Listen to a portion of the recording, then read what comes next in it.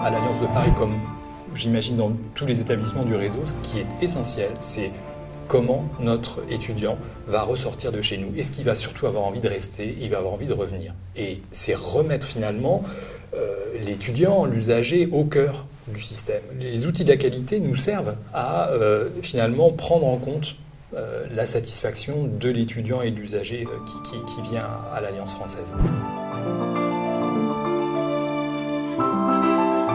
La démarche qualité, à mon avis, est quelque chose d'extrêmement applicable à un centre de langue, évidemment, pour fidéliser les publics, pour amener de nouveaux publics, pour innover, créer des nouveaux produits. Ça permet d'adhérer proprement au terrain local, aux particularités, aux objectifs spécifiques que l'on se fixe.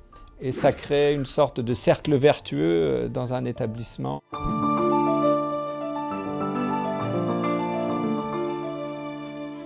Ce référentiel qualité, il vise l'ensemble des services d'un établissement culturel français à l'étranger qui, en particulier, accueille du public, au premier rang desquels il y a bien évidemment le centre de cours de langue de l'Institut français, qui est au cœur de toutes les réflexions des directeurs d'établissement, puisque c'est la source principale d'autofinancement des établissements de notre réseau. Également les médiathèques qui accueillent énormément de public au sein des instituts français et des alliances françaises à l'étranger. La démarche qualité, pour moi, ça a été une belle occasion de faire dialoguer les équipes entre elles et notamment les équipes enseignantes avec les équipes administratives. Parce que très souvent dans les établissements, ces communautés se vivent de manière très séparée. Les outils de la qualité sont ni plus ni moins que des leviers qui permettent de faire communiquer les gens entre eux.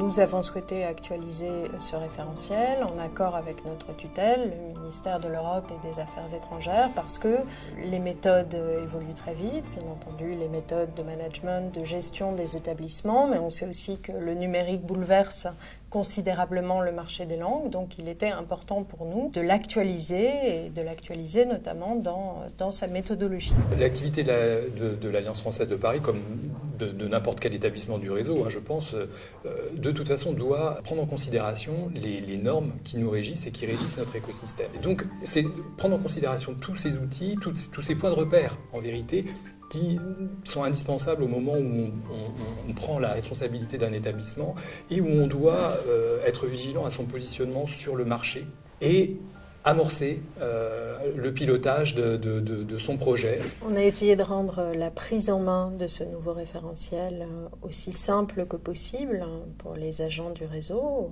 Ça va du directeur d'établissement au professeur, en passant par le secrétaire général de l'établissement et bien sûr le directeur des cours. On a privilégié dans cette nouvelle version du référentiel une approche par processus et par sous-processus. Et ces processus se répondent les uns aux autres. C'est l'un des grands avantages de ce nouveau référentiel, la collaboration interservices. On a un outil puissant d'innovation qui nous permet de prendre des décisions. Je pense que ça aide énormément au niveau du management, en l'occurrence, et que ça permet de distribuer une vision globale et d'avoir un état des lieux au départ dans un établissement qui ensuite permet d'envisager les objectifs.